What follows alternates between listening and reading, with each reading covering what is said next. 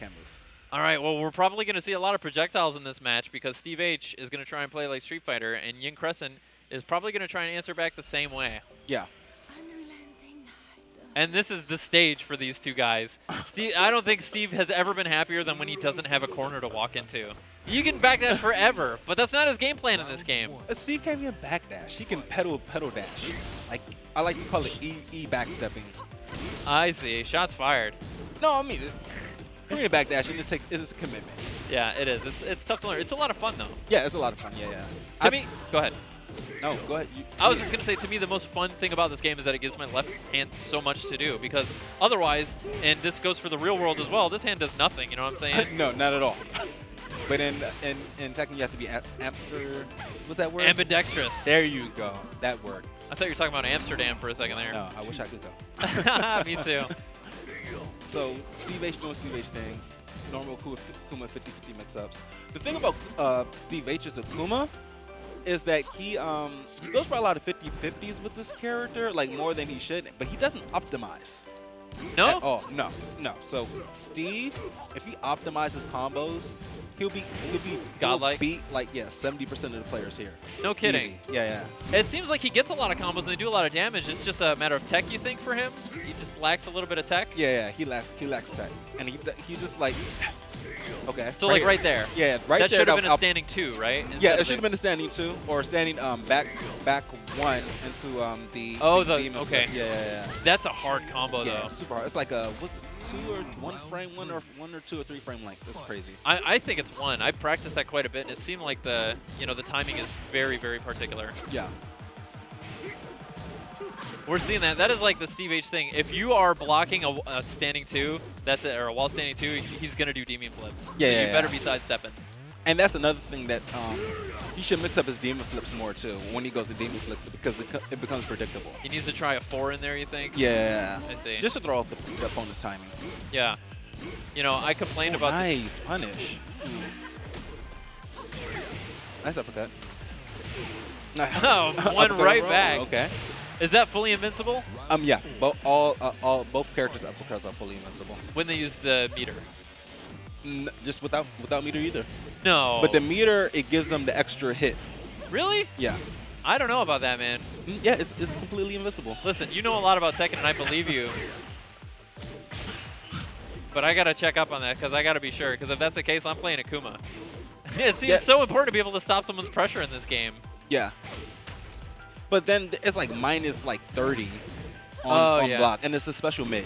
Yeah. So you can you can duck it. Yeah. Man, one time I had a match, I was playing Steve against an Akuma, and I read the DP, and I did his backsway, and I like backswayed under the DP. It was the sickest looking thing. I saved a clip immediately. Was it slow-mo? No, it wasn't, but it was so cool. It should have been, yeah. If it was slow-mo, that would have been perfect. Oh, nice punish on the down 4. Oh, that was an interesting combo. That could have been a lot better. It's not like there's a wall to push him to, right? Yeah, I don't know. Yin is a lab monster, but he's one of those lab monsters he takes it too far, if that makes sense, chat. Like, you know how you lab the day before and you want to hit this one setup or this one combo, and then you get to that you get to play it, and then you get to do it in the match, and it just doesn't come out the way you want it because you try too hard to do it. Yin is that type of player. Yeah, okay. Okay, nice launch. This should be death. Do you think Yin is the type of player that looks too hard for the big damage, that he misses a lot of Yeah. Okay. That seems really common in this game. You know, I've been playing this game online a lot. Yin taking the first game here. But He's having a lot of fun. Yeah, I've been playing this game online a lot, and that seems to be, there's like a 10 out of 10 chance that if like my opponent has an anime avatar, that they're only going to look for juggles. It's like 100% chance that is the case. Yeah. And so you can just Tekken them out, you know? You can just sidewalk all the time, you know? I believe that's completely true. I don't play this game online at all, so. But when I did, that was definitely the case. That's commitment. Why don't you play the game online? Is it just you don't want to mess up your execution, or it's not worth it? I feel like the dynamic of the game is just so different online. It's just like a different game online, in my opinion, unless you're playing on PC.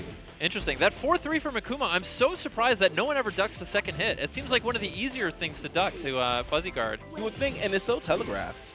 Yeah. Nice. He could have Tatsu'd right there. So I guess that's what you were talking about. That right there, that 4-3. It seems so easy to duck the second hit, but I never see it. Maybe it's just a knowledge gap or just a part of the game that Yin hasn't adapted into his style yet. Maybe it's a Akuma thing. Akuma thing? Yeah, maybe he's just not used to fighting Akuma, so he doesn't know to jump that string. Oh, nice jump on the low, the jumping low. I see, I see. I've been playing Street Fighter a long time, and Street Fighter 4 he had that move, and it looks like a high. Even though it wasn't a high, you couldn't duck. Yeah. You could not duck it. You know, ducking didn't get you anything in that game, but in this game, like I saw it once, I was like, okay, that second hit's a high, I'm ducking it. Yeah, maybe well, let's put up his tournament nerves. You don't want to duck or overextend yourself, so he could have took like half life right there, Steve. Yeah. Well, he's gonna take some life. Oh my gosh. Oh no, another drop. He pressed the wrong button there. Yeah. Keep on getting jumping 3. Nice uppercut. You don't. The thing about Eliza is like, you kind of heard meter. Actually, Akuma's more meter dependent. They're both meter heavy characters, but like since it's a wallet stage, she doesn't really need to use her meter as often as Akuma does. Oh, nice. I see. Wow, that was real premature. Yeah, and a bad punish by Steve. Yeah, that could have been a lot bigger for. I don't know. That shouldn't just should not have happened. No, it should not. Oh, the unblockable. Why didn't he wake up with a 4 there? Oh, well, just look at the time. That's why. Yeah. Steve. That is so classic Steve H. Even when he's handed an opportunity to win easily, he'll just time it out. The bad guy. He's just getting in your head. That's a nice combo. Cute combo. Nice. So that's from the when she FADC her fireballs, it's a moon glide stance. So she can do the unblockable, she can do the mid, and then she can go for a low. So you can actually fuzzy guard all 3 options out of the moon glide. Oh, interesting. Yeah. That seems to be the case with most of those sort of mix-ups in this game. It seems really well designed, but like, you know, being able to consistently have the perfect timing to fuzzy guard everything is like not realistic, right? No, it's like Korean level. Like even the Koreans. Yeah. Oh, the sidestep canceling, that's really impressive. Yeah, so I'm surprised Steve was doing that. That was nice. YinCrescent. Yeah. No, I was surprised Steve was throwing out the fireballs because at first he was throwing out fireballs. Yin sidestepped to the right and then punished it with the 4-4-4-3. So. Hey, I'm reading chat right now, and they're talking about how watching Tekken makes them want to play Tekken. Hey, I'm one of those guys. I'm sitting up here on commentary because I've been playing this game nonstop for the last year, and it's my first Tekken game, really. Come out and play. I'm more than happy, willing to happy, whatever to help people out. Yeah. Learn. Here's the thing. It's one of those things. The game is fun to play at a beginner level, and it only gets better the more you play. It does. You just can't get discouraged by how much there is to know, and you can't start counting your wins and losses and making or like thinking that has any bearing on how good you are at the game yet. Because it's true. It's going to take years, but it's not going to hinder your ability to have fun with the game. Right. Even against really great players, even if you don't stand a chance to win against some players. You always pull something from that that match or that player. Like, and there's always a plethora of things to learn, like in the matches. Like even little intricacies I'm learning, like from matches I've studied for years. I'm still learning, so it's a good game. It's a wealth of knowledge in this game. Yeah, I mean, there's a lot to learn, but you can definitely make it work with a few fundamentals. You know? Yeah. It's all about learning the Tekken fundamentals. Oh no, that was so weird. The sprite came out for the focus attack, but it was interrupted. Yeah, he interrupted with the cross jab, which was pretty nice. Okay, here's a good punish for Steve. I think that could have been better. Yeah, that's what. Again, it's my point I made earlier. He doesn't optimize his combos. That could have been a 50% combo right there. Yeah, even with no meter? He had 1 bar, so with that 1 bar, he could have taken about 50% off. Wow. Yeah. So I don't know if he's just using tournament-safe combos or he just doesn't know the combos, but he can definitely. Oh, that was nice. A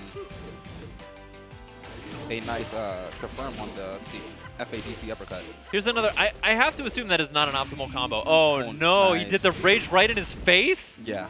Steve tried a while standing 1 wake up too. I thought that might have been a DP, but no. That's death right there. Round 3. Fight. If Yin plays solid, he can take this and not just fall pressure to Steve mix-ups. I think the key to this this particular set for both players is to start identifying the opponent's knowledge gaps. Yeah. And I think that YinCrescent has the advantage there because Eliza's moveset is a little larger than Akuma's. So there's a lot more for Steve to have to learn and adapt to than YinCrescent, you know, or than YinCrescent has to. Yeah, and plus Yin plays second. That was nice. That takes so much damage. That is the Steve in nice this game. block. Wow, Steve, he might take this. Can't call that less than optimal. Yeah. Fight. Oh, nice. Good stuff, counter hit combo. I think that's back four, and that it tracks to his weak side, which is actually really, really good for Akuma because Akuma's really linear. Okay. Nice. Just going for steveh mix-up. Down 4-1 mix-up. Oh, nice duck. That duck was on accident, but it still got him 5 damage. Could have killed. He could have done duck jab Tatatsu. Yep. FADC. The sidestep cancel, I noticed he only does it to the right. Yeah. Or foreground, I guess I should say, because on the other side he would probably go the same, you know, towards the screen. So Eliza rage art is pretty bad. Yeah. As far as like whiffing. Yeah, whiffing. Being linear. Yeah, it's just really bad. Oh no, he just threw away the set right there. Yeah, he did. I don't know if there Steve is one more game. Is in Yin's head. Yeah, it's one more game. You know, I would hazard to say that, based on what I'm seeing, that being in the other player's head is not really in either like player's territory right now. It's more just a matter of maximizing their strengths and hoping that, you know, they just get the right opportunities and get more of them than their opponent. Yeah, that's true. I can see that. Yeah. I'm seeing a lot of damage opportunities that both players are missing just because of lack of Tekken fundamentals knowledge, or you know, just trying to play the game on their own terms and not making avail of a lot of the options that the game gives you. Right. That I cannot debate that at all. Well, let's hope that they can pull a rabbit out of the hat and come up with some new tech.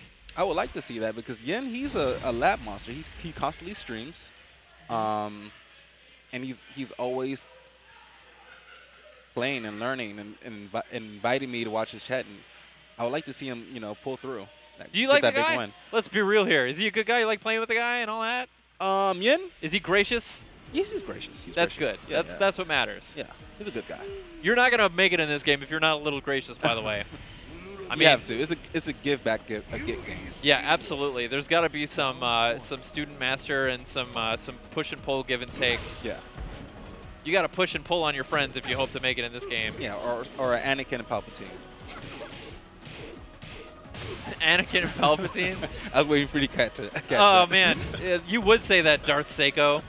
Darth Sayco, the Dark Lord, the Emperor. Order 66. Oh man, you got the voice for it and everything. Nice 2 break.